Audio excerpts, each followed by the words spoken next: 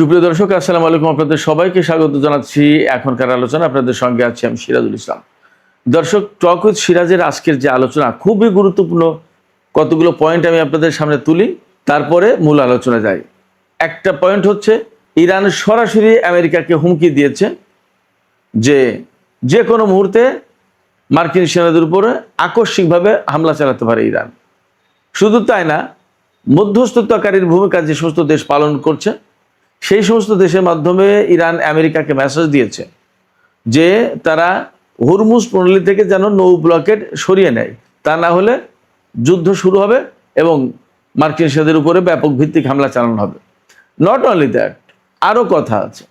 Iran এমন ইঙ্গিত দিয়েছে যে যদি যুদ্ধ শুরু হয় তাহলে পারস্য উপসাগরীয় দেশগুলোতে ব্যাপক হামলা চালাবে ইরান, এবং এমনকি কুয়েতে স্থল অভিযান চালাতে পারে ইরান। মানে বড় বড় সব খবর। এ পাশে ডোনাল্ড ট্রাম্প বলেছেন হরমুজ প্রণালী দিয়ে আমেরিকা জাহাজ পরিচালনা করবে ওমানের সাইড দিয়ে। যদি ওমান তাতে বাধা দেয় তাহলে ওমানের উপরে বোমা মেরে একেবারে মাটির সাথে মিশিয়ে দেবে, উনি বিশ্রী ভাষায় বলেছেন। সেটা একদম প্রকাশযোগ্য না, অশালীন ভাষায়।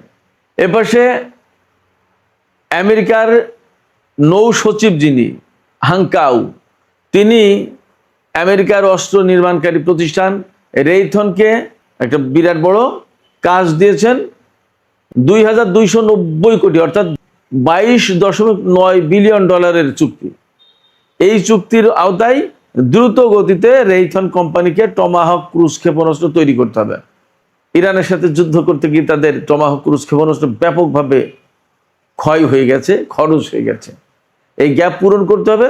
এবং আমেরিকা খুব থ্রেট ফিল করছে রাশিয়া, চীন, উত্তর কোরিয়া সব জায়গা থেকে। আর ইরানের সাথে যুদ্ধ করতে গেলে তো থ্রেট আছেই। তাদের হাতে টমাহক ক্রুজ ক্ষেপণাস্ত্র, এটা তাদের একটা কৌশলগত গুরুত্বপূর্ণ অস্ত্র।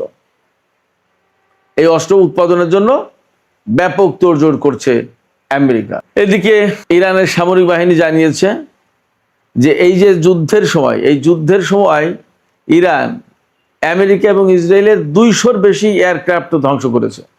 এই এয়ারক্রাফটের ভেতরে যুদ্ধ বিমান, তারপরে তেল ট্যাঙ্কার, পরিবহন বিমান, গোয়েন্দা বিমান, হেলিকপ্টার এবং ড্রোন, 200-র বেশি। এদিকে ইয়েমেনের হুতি সমর্থিত সামরিক বাহিনী ইয়েমেনের কৌশলগত বন্দর নগরী শহরের যে প্রধান বন্দর, সেই বন্দর এলাকায় সৌদি আরবের একটা ল্যান্ডিং শিপ এবং কয়েকটি যুদ্ধ যান ছিল, সেইগুলোর উপর হামলা চালিয়েছে। এবং হামলায় ল্যান্ডিং শিপ একেবারে ধ্বংস হয়ে গেছে বলে দাবি করেছে ইয়েমেনের সেনারা। যুদ্ধের যখন এরকম পরিস্থিতি, তখন হরমুজ প্রণালী কিন্তু খুবই ক্রিটিক্যাল অবস্থায়।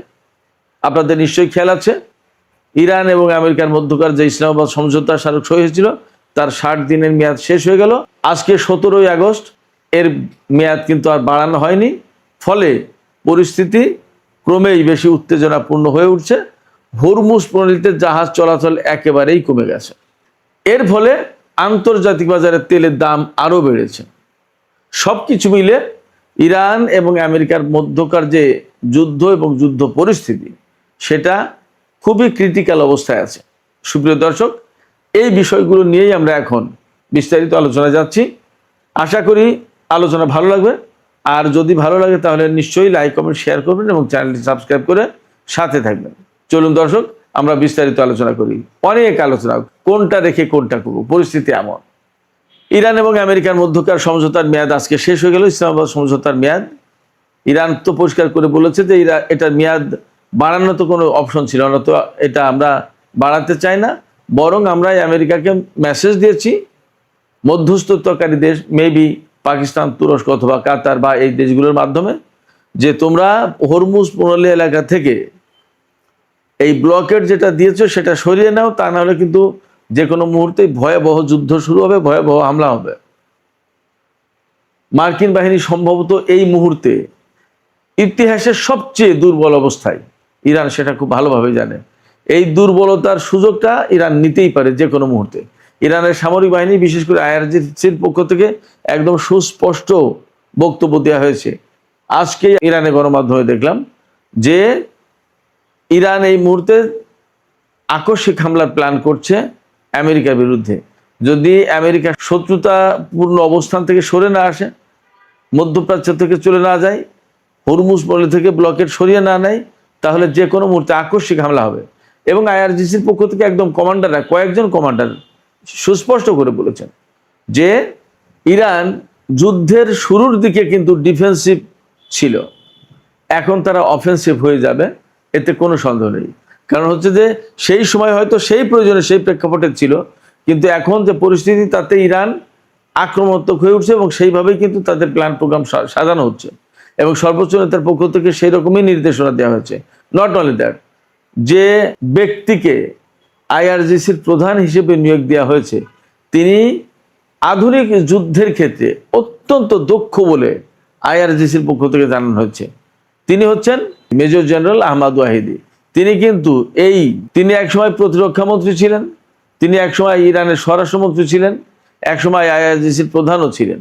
তিনি অবসরে গিয়েছিলেন, আবার তাকে ফেরত আনা হয়েছে পরিস্থিতির কারণে, এবং তাকে বলা হচ্ছে তিনি আধুনিক যুদ্ধের খুবই একজন পণ্ডিত ব্যক্তি, অত্যন্ত গুরুত্বপূর্ণ ব্যক্তি। আধুনিক ওয়ারফেয়ার বলতে যেটা বোঝায় তাতে তিনি অত্যন্ত দক্ষ।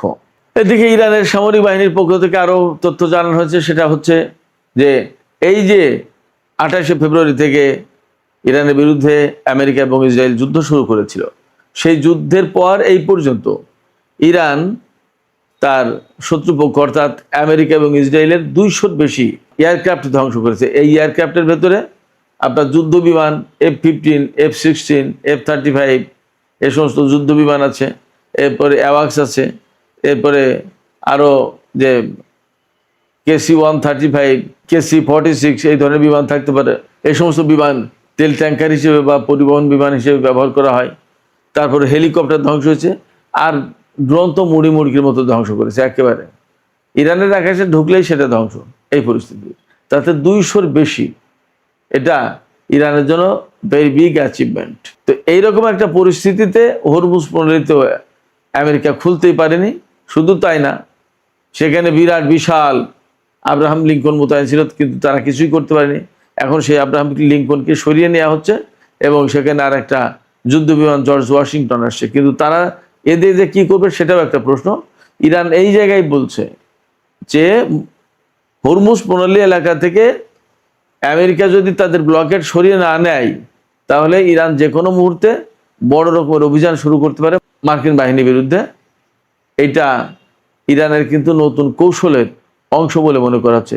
ইরানের নতুন কৌশলের ভেতরে একটা গুরুত্বপূর্ণ পার্ট হচ্ছে যে তারা আগে ডিফেন্সিভ ছিল, এখন অফেন্সিভ হয়ে যাবে।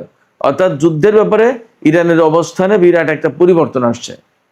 আগে তারা আক্রমণাত্মক ছিল না, রক্ষণাত্মক ছিল, মূলত ইসরায়েল এবং আমেরিকার হামলা ঠেকানোর চেষ্টা করত। আর এখন হামলা চালানোর চেষ্টা করবে এবং প্রিএমটিভ আগে ভাগে হামলা চালাতে পারে। এদিকে আরেকটি গুরুত্বপূর্ণ খবর বলেছিলাম যে আছে, সেটি হচ্ছে যে ইরান এবং আমেরিকার মধ্যে যে সমঝোতা, ইসলামাবাদ সমঝোতা স্মারক সই হয়েছিল, সেটা তো শেষ হয়ে গেল। 17 আগস্ট সোমবার তার মেয়াদ শেষ। এখন কার্যত এটা থাকা অবস্থায় তো দুই দেশের ভেতরে যুদ্ধ হয়েছে, আর এটা এখন নেই। এখন তো যুদ্ধ হতেই পারে, একেবারেই খোলা ময়দান হয়ে গেল। এই খোলা ময়দানে আবার আমেরিকা ইরানের সাথে যুদ্ধ শুরু যদি হয়, তাহলে কি হবে? তাহলে পরিস্থিতি যাচ্ছে কোথায়? হরমুজ প্রণালী খোলার ব্যাপারে যতটুকু আশা ভরসা ছিল, সেই আশা ভরসা কিন্তু শেষ হয়ে যাচ্ছে এবং তার প্রভাব কিন্তু এখনই পড়েছে। বলা হচ্ছে 14 তারিখে 15টি জাহাজ চলাচল করেছে হরমুজ প্রণালী দিয়ে, 15 তারিখে 10টি জাহাজ চলাচল করেছে, 16 তারিখ অর্থাৎ গতকাল রোববার মাত্র 3টি জাহাজ চলাচল করেছে হরমুজ প্রণালী দিয়ে। কেন এই অবস্থা? যখন আমেরিকা এবং ইরানের মধ্যে নতুন করে কোনো আলোচনা শুরু হয়নি, ইসলামাবাদ সমঝোতার স্মারক যখন রিভাইভ করা গেল না, পুনর্বহাল করা গেল না, বা এর মেয়াদ বাড়ানো গেল না, তখন এই এলাকায় মারাত্মক রকমের যুদ্ধের আশঙ্কা তৈরি হয়েছে। এই কথা জাহাজ কোম্পানিগুলো বিশেষভাবে বিবেচনা করছে, যার ফলে জাহাজ চলাচল একেবারেই কমিয়ে দিয়েছে। এই জায়গায় আমেরিকা তারা নিজেরা গার্ড দিয়ে, স্কোয়াড দিয়ে কিছু জাহাজ পরিচালনা করবে ওমানের উপকূল দিয়ে, এইরকম প্ল্যান করছে। সেই জন্য মার্কিন প্রেসিডেন্ট ডোনাল্ড ট্রাম্প বলছেন যে আমেরিকা ওমান উপকূল দিয়ে জাহাজ পরিচালনা করার চেষ্টা করবে। এখানে যদি ওমান বাধা দেওয়ার চেষ্টা করে তাহলে ওমানের উপরে এমন বোমা হামলা চালানো হবে যে একেবারে পৃথিবী থেকে মুছে যাবে, ধ্বংস হয়ে যাবে, মাটির সাথে মিশে যাবে। ডোনাল্ড ট্রাম্প ওমানকে এই হুমকি দিয়েছেন। এই হুমকির প্রেক্ষাপটে কিন্তু আমার কাছে মনে হচ্ছে পরিস্থিতি আরো খারাপ হলো। মধ্যপ্রাচ্যের পরিস্থিতিটা এখন এমন, হুমকি দিলে সংকট বাড়বে। হুমকি না দিয়ে বরং আস্তে আস্তে ধীরে ধীরে এর থেকে বেরিয়ে যায় কিভাবে, সেই চেষ্টা করতে হবে যদি ডোনাল্ড ট্রাম্প আর ইরানের সাথে যুদ্ধ না চান।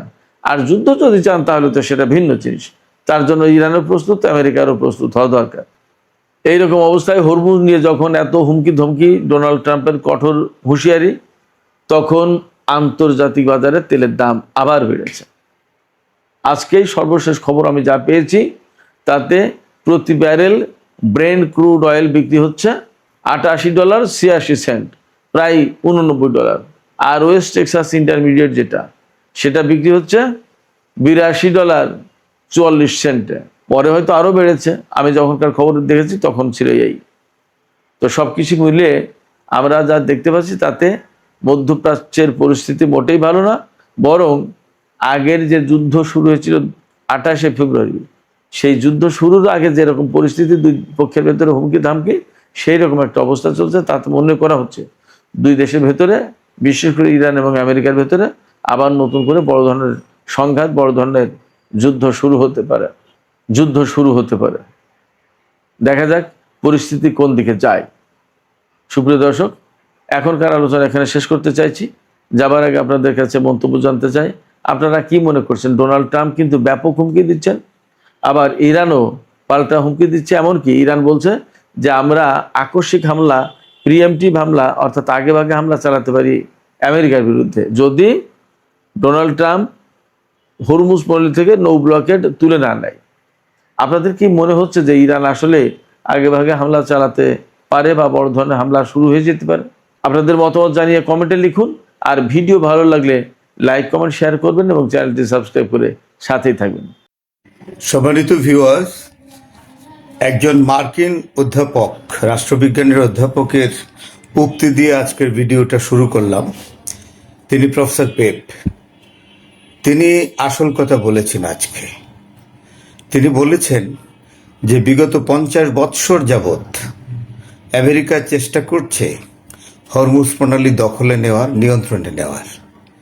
এই 50 বছরের চেষ্টাও সফল হয়নি এবং ডোনাল্ড ট্রাম্পের সময় তা সম্পূর্ণভাবে এই প্রচেষ্টা ব্যর্থতায় পর্যবসিত হয়েছে। সম্মানিত ভিউয়ার্স, আমরা বুঝতে পারি যে আমেরিকা কত আগে থেকে, দীর্ঘদিন থেকে ডোনাল্ড ট্রাম্প না, শুধু ডোনাল্ড ট্রাম্প বিগত 50 বছর যাবৎ যারা যারা আমেরিকার রাষ্ট্র ক্ষমতা এসেছেন প্রেসিডেন্ট হিসেবে, তারা এই হরমুজ প্রণালীকে নিয়ন্ত্রণে নেওয়ার কোনো কৌশলের প্রয়োগের বাকি রাখেনি। ডোনাল্ড ট্রাম্প মরিয়া হয়ে যুদ্ধ ঘোষণা করে এখন সম্পূর্ণভাবে পরাস্ত হয়েছে এবং হরমুজ প্রণালী দখল করার আমেরিকার যে দীর্ঘদিনের বাসনা বা ডিজায়ার, তা ব্যর্থতায় পর্যবসিত হয়েছে। এখন এই কথা প্রমাণিত যে আমেরিকা আর কোনো দিন, যেটাকে ইংরেজিতে বলে নেভার এভার, হরমুজের উপরে নিয়ন্ত্রণ প্রতিষ্ঠা করতে পারবেন না। এদিকে তুরস্কের প্রেসিডেন্ট এরদোয়ান বলেছেন, আহ্বান জানিয়েছেন ইরানকে হরমুজ প্রণালী খুলে দেওয়ার জন্য। কারণ বিশ্বব্যাপী যে জ্বালানি সংকট তৈরি হয়েছে, সেই সংকট নিরসনের একমাত্র উপায় হলো হরমুজ প্রণালী খুলে দেয়া। তা আমার প্রশ্ন হলো, এরদোয়ান আজকে এই কথা বলছেন, কিন্তু এই ইরানের উপর যে এই র্যাকলেস এয়ার স্ট্রাইকিং, অর্থাৎ বেপরোয়া বিমান হামলা করলো ইসরায়েল এবং ইরান, সেইটার উপরে কি কোনো রকম নিন্দাবাদ এরদোয়ান নিজের মুখে করেননি? তিনি কি কখনোই এই লেবাননের উপর যে ইসরায়েলিরা অবৈধভাবে সৈন্য সমাবেশ করে রেখেছে এবং সাধারণ নাগরিকদেরকে হত্যা করেছে, তিনি কি তুরস্কের কোনো ব্যাটালিয়নকে অর্থাৎ কোনো একটা সৈন্যবাহিনীকে পাঠিয়েছেন ইসরায়েলের বিরুদ্ধে? এই অন্যায় মানুষকে যে নিরীহ মানুষকে যে হত্যা করছে, সেই অন্যায় হত্যা, সেই ব্রুটাল কিলিং যেটাকে বলে নিষ্ঠুর হত্যার বিরুদ্ধে কি এরদোয়ান তার সৈন্যবাহিনীকে পাঠিয়েছেন ইসরায়েলের বিরুদ্ধে?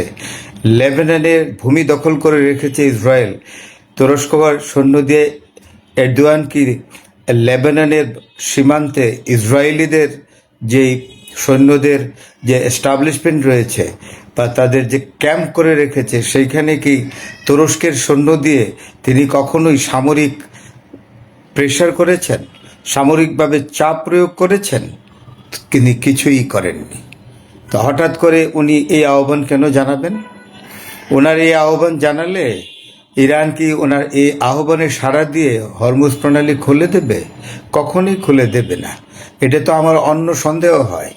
কারণ ইরান যে এখন একটা চমৎকার সিদ্ধান্ত নিয়েছে যে যুদ্ধ চলমান থাকুক আর যুদ্ধ বিরতি থাকুক, সেটা যুদ্ধের বিরতিই হোক আর যুদ্ধের চলমান অবস্থাই হোক, হরমুজ আর খুলে দেওয়া হবে না।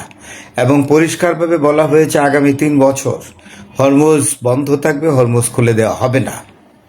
তো এরই পরিপ্রেক্ষিতে ডোনাল্ড ট্রাম্প তার যে প্রথাগত তেলের ব্যবসা তার নিজের, সেই তেলের ব্যবসা বা জ্বালানি ব্যবসায় তার ধস নামা শুরু হয়েছে। তার কারণ তার ইচ্ছামতো যুদ্ধ ডিক্লেয়ার করে, আক্রমণ পরিচালনা করে, আবার কয়েকদিন 2-4 দিন আক্রমণ করার পরে বন্ধ করে দেয়। আক্রমণের সময় তখন তেলের দাম বাড়ে, আবার যখন আক্রমণ বন্ধ হয়ে যায় তখন তেলের দাম কমে। আক্রমণের সময় তার লোকজনকে দিয়ে তেল কেনায়, তার যে সকল তেল কোম্পানির সঙ্গে তার যোগাযোগ রয়েছে, সেই তেল কোম্পানিগুলো দিয়ে তেল কেনানোর ব্যবস্থা করে এবং যুদ্ধ আবার নিজেই বন্ধ ঘোষণা করে। তখন তেলের দাম, আর তখন ওই চড়া দামে যেই যুদ্ধ বন্ধকালীন সময়ে যে সস্তা দামে তেল কিনে রাখে, আবার যুদ্ধ ডিক্লেয়ার করে দেয়, সেই সময় তেলের দাম বাড়ে। তেল বৃদ্ধির সময়ে আবার সস্তা দামে যে তেল কেনা আছে সেটাকে আবার বেশি দামে বিক্রি করে। এই হলো ডোনাল্ড ট্রাম্পের ব্যবসা। আমরা তো শুনেছি যুদ্ধ থেকে ডোনাল্ড ট্রাম্প এবং তার পরিবার টাকা পয়সায়, অর্থে, ডলারে ফুলে ফেপে উঠেছে। সুতরাং ইরান এটা বুঝতে পেরেই এখন বলেছে যুদ্ধ চলুক আর নাই বা চলুক, এটা কোনো বিষয়ই না। আগামী 3 বছর হরমুজ প্রণালী বন্ধ থাকবে। আগামী 3 বছর পর্যন্ত ডোনাল্ড ট্রাম্প ক্ষমতায়ও থাকবে না। সুতরাং ট্রাম্প বুঝতে পেরেছে যে তার ব্যবসায় ধস নামবে, তেলের ব্যবসা। তাই আমার যেটা সন্দেহ হচ্ছে যে তুরস্কের যে প্রেসিডেন্ট এরদোয়ানকে ট্রাম্প রিকোয়েস্ট করতে পারে যে এরদোয়ান যেন রিকোয়েস্ট করে ইরানের কর্তৃপক্ষকে হরমুজ খুলে দেওয়ার জন্য। কিন্তু ইরানের নেতৃত্ব অত্যন্ত চৌকুশ, বুদ্ধিমান এবং দূরদর্শী। তারা জানে হোয়াট ইজ হোয়াট, কিসে থেকে কি হয়। ইরানের নেতৃবৃন্দ কিন্তু তারা এটা জানে। সুতরাং এরদোয়ানই বলুন আর যেই বলুন, হরমুজ প্রণালী ইরানের ইচ্ছামতো খোলা হবে, ইরানের ইচ্ছামতোই তা বন্ধ হবে। ধন্যবাদ ভিউয়ার্স, ভালো থাকবেন।